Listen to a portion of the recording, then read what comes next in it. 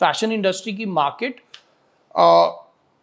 को हम डिवाइड करते हैं प्राइसेस के अकॉर्डिंग, जिसको हम बोलते हैं मार्केट सेगमेंटेशन बाय प्राइसिंग। ये एक ट्रायंगल में होता है। हाँ. सबसे नीचे वैल्यू मार्केट होती है, फिर उसके बाद मास मार्केट, फिर उसके बाद हाई स्ट्रीट मार्केट, उसके बाद प्रीमियम, उसके बाद ब्रिज, उसके बाद लग्जरी, उसके बाद सुपर लग्जरी।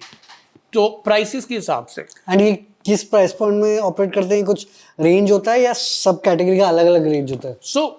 जैसे अगर आप वैल्यू मार्केट की बात करोगे तो ये जितने भी पैंटालून्स, ज़ूडियो, ये सारे वैल्यू मार्केट में आते हैं। वहां पर आपको एक टी शर्ट 199 200 रुपए में एक टी शर्ट मिल सकता है। Under 500 basically. अंडर 500, ठीक है। और अच्छी क्वालिटी का सामान बेचते हैं लोग।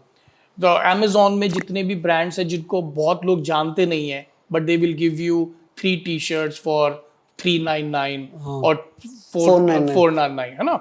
सो ये पूरी वैल्यू मार्केट है। उसके बाद आ जाती है मास मार्केट। ना ये जो मास मार्केट है, इसके अंदर मास मार्केट, वैसे हाई स्ट्रीट को मैं मास में ही ले रहा हूँ। मास मार्केट थोड़ा सा बड़ा है। इसके अंदर ज़ारा जैसे प्लेयर भी हैं जो थोड़े से एक्सपेंसिव है, और इसके अंदर H&M, Forever 21, then you have Mango, ये सारे जो ब्रांड्स हमको मॉल में दिखाई देते हैं, एलन सोली, लुई फिलिप, ये पूरे मास मार्केट ब्रांड्स हैं।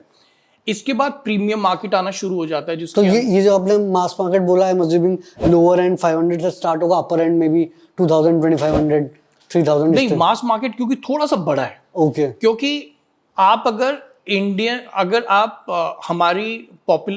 हमारी सोशियो इकोनॉमिक स्ट्रक्चर देखें तो सबसे नीचे वर्कर्स होते हैं। हाँ. वर्कर्स और अनस्किल्ड लेबर होते हैं। करेक्ट। उसके बाद आता है लोअर मिडिल क्लास, फिर मिडिल क्लास, फिर अपर मिडिल क्लास, फिर रिचेस, फिर उसके बाद सुपर रिचेस। करेक्ट। उसी के हिसाब से पूरी मार्केट बनी हुई है। अच्छा। तो ये जो वैल्यू वाली मार्केट है, ये वर्कर्स और उन लोगों को दे रही है। ठीक है। फिर उसके बाद lower middle class, middle class and higher middle class, तो उसको वो मास मार्केट दे रही है, क्योंकि वो सेगमेंट बहुत बड़ा है। करेक्ट। अब जो अपर मिडिल क्लास है उसमें पैसे बहुत है, तो वो जाके ज़ारा से सामान खरीद सकता है। करेक्ट है ना। मगर जो मिडिल क्लास है वो जाके सोचेगा चल मैं H&M से खरीद लेता हूँ, क्योंकि उसकी प्राइसिंग थोड़े नीचे है। करेक्ट। तो ये वाला बैंड थोड़ा बड़ा है। ठीक है। तो here you can get something which is, जो टॉप पार्ट होगा मास मार्केट का, उसमें 10,000 रुपए तक का सामान हो सकता है। अच्छा। ठीक है। और नीचे वाला ओवर 500। हाँ, तो वैसे ठीक है। एंड उसके ऊपर फिर आता है, फिर उसके बाद प्रीमियम मार्केट आता है। अच्छा। ठीक है। अब प्रीमियम और ब्रिज, अब ब्रिज जो वर्ड है वो यूएस का वर्ड है। अच्छा। ठीक है।